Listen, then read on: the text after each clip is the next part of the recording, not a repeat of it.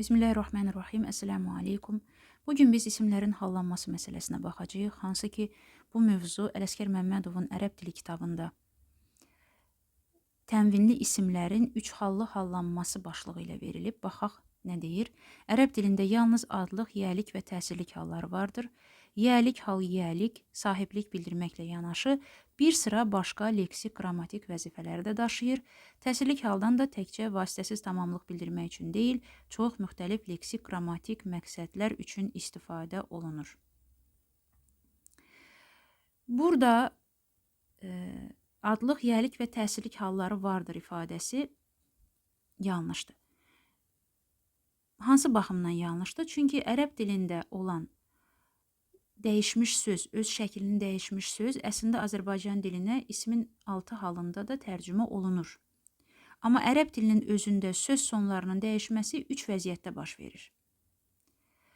Bu baxımdan bəli, müəllif qeyd etmək istəyir ki, Azərbaycan dilində sözlər 6 vəziyyətə düşür, ərəb dilində isə sözlər 3 vəziyyətə düşür.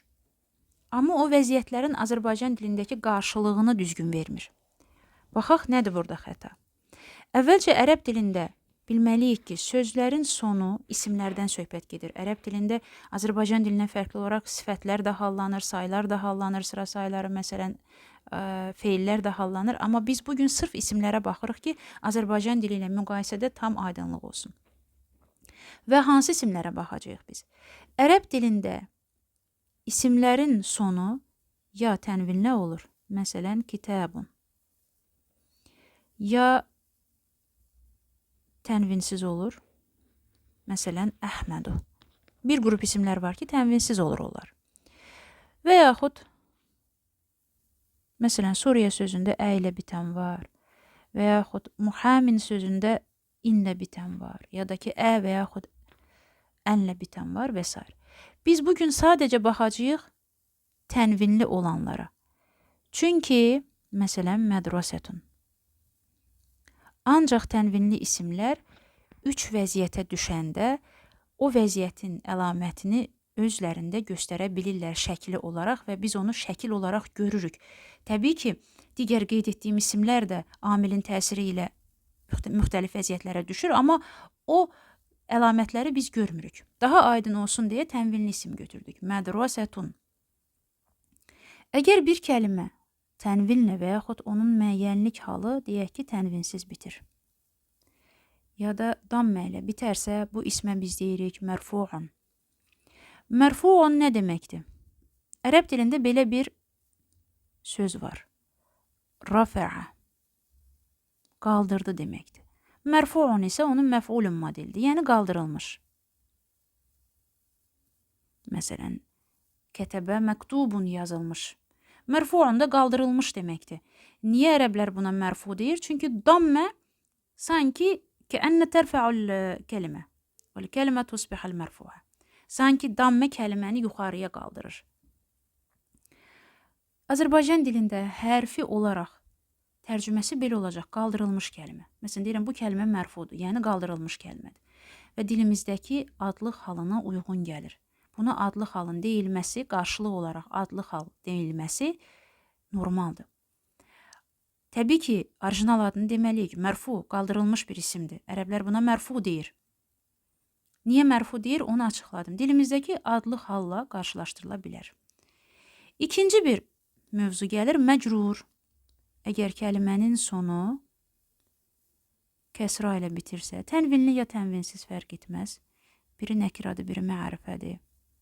Biri yəni qeyri-müəyyənlikdədir, biri müəyyənlikdədir. Biz buna məcrur deyirik, çünki cərra feili var ərəb dilində, fəalənin müdaafıdır, onun məf'ul vəziyyəti məcrurdur. Yəni, bu da nə deməkdir? Sürüklənmiş bir kəlmə, yəni ki, ənəl kəsra təcurrul kəlmə, sanki kəlməni çəkir aşağıdan sürüklüyür və kəlmə olur məcrur. Məcrur kəlmə, Azərbaycan dilində məcrur sözü sürüklənmişdir, yəni dartılmış belə deyək. Kəsra sanki onu dartır. Və dilimizə məcrur olan bir kəlmə necə tərcümə olunur? Gəlin ona baxaq. Məsələn, yazıram bura əl-mədra, əl yazmayaq, elə qeyri-müəyyənlikdə yazaq. Mədrəsə sözünü yazaq. Nə baş verə bilər burada? Əgər bura min desək, min hərfi cərini qoşsaq, olacaq min mədrəsətin məktəbdən. Deməli, bu oldu dan, məktəbdən. Yəni, dan şəkilsi.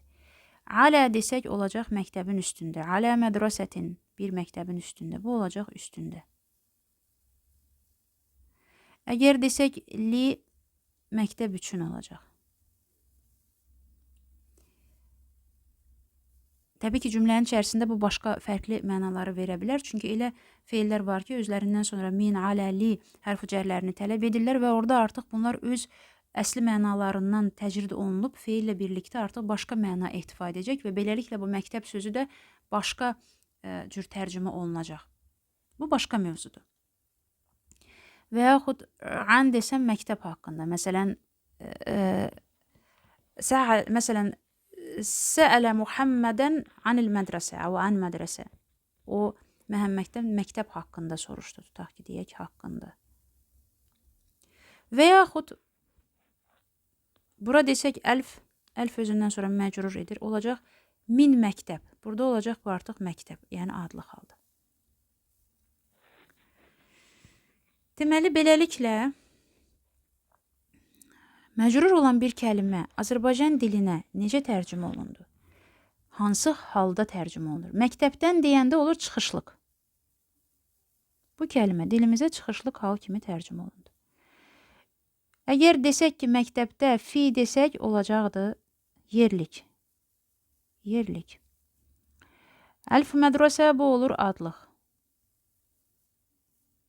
Əgər desəm, vabul qəsəmlə, məsələn, vallahi deyirəm, Allaha and olsun, məcrur edir, ant vavı, olacaq bu yönlük.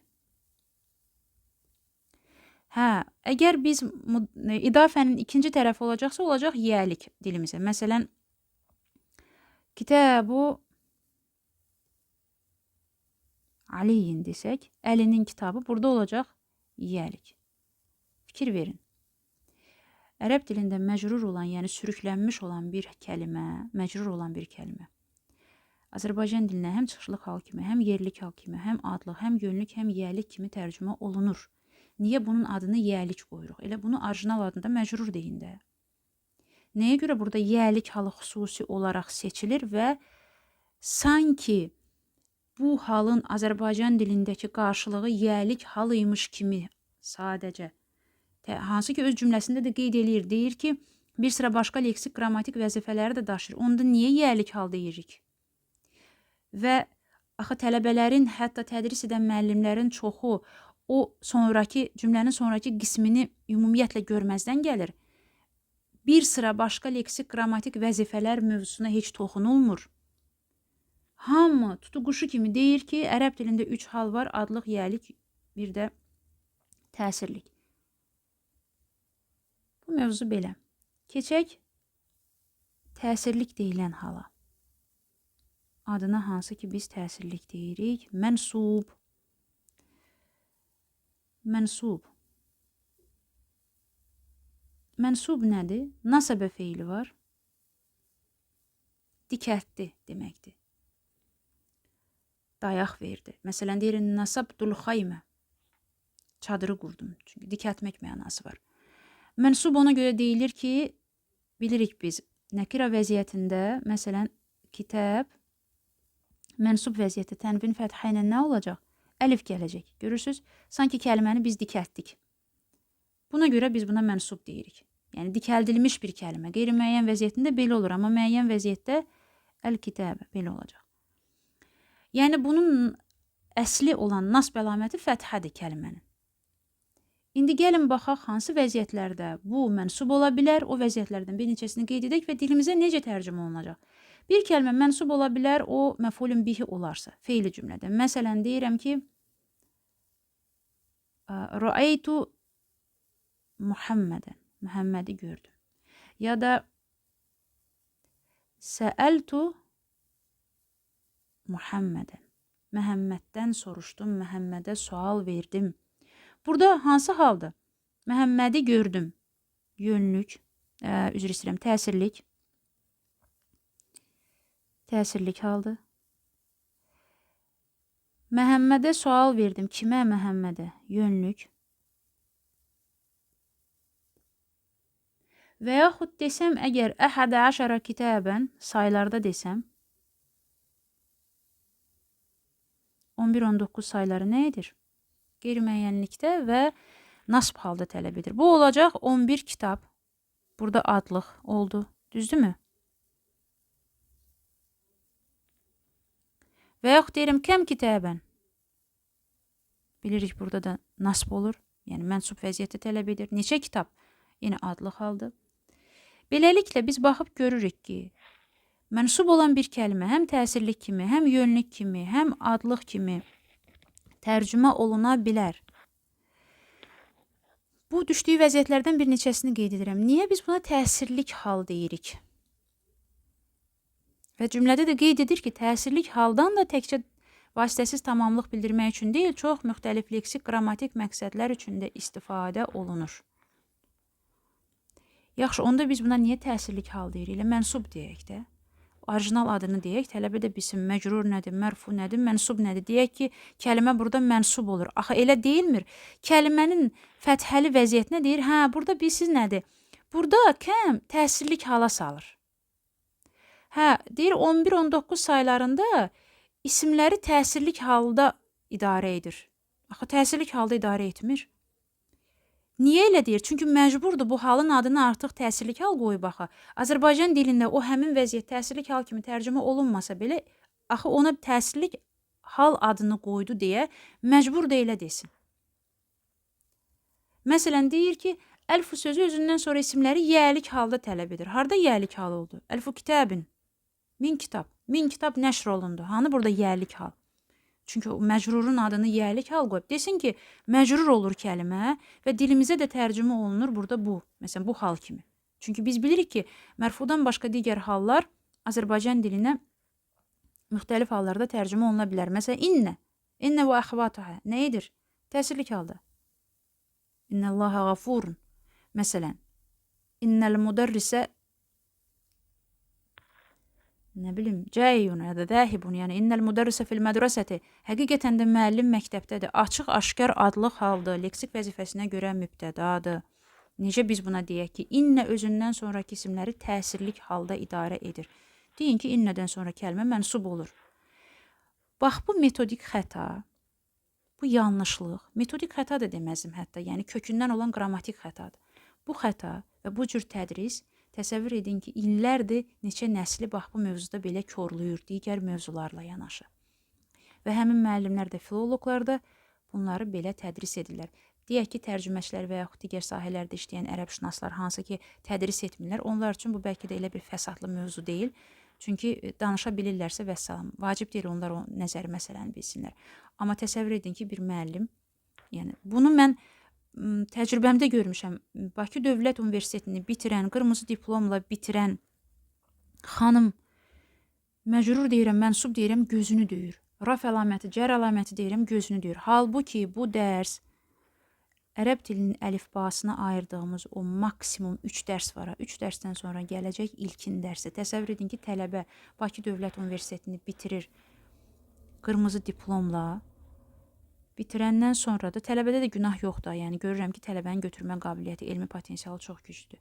Və ondan sonra, bitirəndən sonra bu birinci kursda keçiriləcək olan 4-cü dərs ki var idi, o mövzu, ismin hallanması mövzusunda kördur. Heç nə bilmir demək olar ki.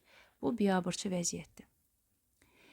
Gəlin adları, ərəb dilində qrammatik terminləri, dilçilik terminlərini tədrisdə öz orijinal adıyla deyək, izah edək və dilimizdə onun qarşılığını verək. Beləliklə, bizim mütəxəssislərimiz xaricə gedəndə, harasa gedəndə o qrammatik qaydanın adını deyə bilsinlər. Məcrur deyəndə bütün ərəb dilində öyrənən, bütün dünya fərdlərinin hamısı başa düşəcək ki, bu məcrur nədir. Biz ingilis dilində niyə keçəndə deyirik gerund? Niyə gerund deyirik? Gerund deyəndə niyə hamı bilir o nə deməkdir? Çünki orijinalda adı tədris olunubdur. Ərəb dilində niyə bu vəziyyəti belə gülünc vəziyyətə gətirirlər? Təbii ki, bu aiddir, yenə deyirəm, Ələsgər Məmmədovun tədrisi ilə əlaqəli olan tədris müəssisələri, hansı ki bu metodla dərs keçirlər və bu bir sıra yerlərdə də öz mənfi izini, neqativ izini buraxıb. Amma mən dediyim kimi başqa dərsliklərlə, hansı ki ərəblərin yazdığı dərsliklər, hansı ki bizim bəzi mütəxəssislərimiz, keçən dəfə qeyd etdim, məsələn Elşən Şəkərov müəllimin, Elşən müəllimin tərcümə etdiyi və özünün tərtib etdiyi həmin qrammatika kitabı ki var, məsələn orada necə varsa orijinalda kimi verilir və çox düzgün metoddur, tədris olunur. Uzun müddət mən də o metodla tədris etdim, o kitab tövsiyə olundu, hal-hazırda da öz aktuallığını saxlayır. Təsəvvür edin ki, təhsil müəssisəsini bitirir, ali təhsil ocağını bitirir, gedir başqa bir kursa, bir də baxır, görür ki, sən demə buna yalandan dərs keçiblər, məcrur var imiş sən demə ərəb dilində. Və bu, o demək deyil ha ki, tutaq ki, mən, ya da Əli, ya da Həsən, ya da nə bilim Xədicə, biz çox yaxşı bilirik əslində. Xeyr, mərfu məcrur məsələsi çox bəsit bir məsələdir ərəb dili qrammatikasında. Bu ona görədir ki, təhsil müəssisəsində bu kitabla tədris edən müəllimlər və oradakı ümumi vəziyyət biabırçı vəziyyətdədir deyə biz müqayisədə yaxşı müəllim hesab olunuruq. Bakı dövləti bitirib əslində tələbə ərəbdən dərs almalıdır. Onda deyərəm bu növbəti mərhələdir. Bakı dövləti bitirib tələbə əslində təhsil almalıdır, xaricə getməlidir. Deyərəm, hə, bu dil daşıyıcısından tədris alır da. Bakı dövləti müəllimi Azərbaycanlı müəllimdir.